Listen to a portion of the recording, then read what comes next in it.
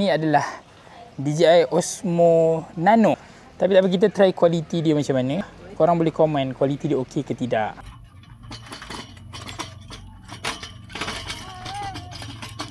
Apa kamera? Macam mati light. Dah ke belum nak tengok?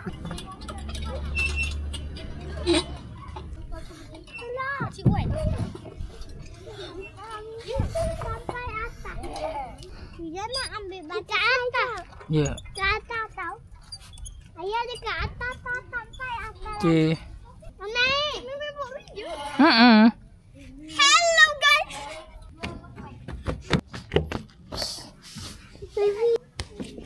So kita try sejauh mana mic ni boleh capture 100 meter ada. Mungkin tak ada kot orang nak tinggalkan mic sejauh ni.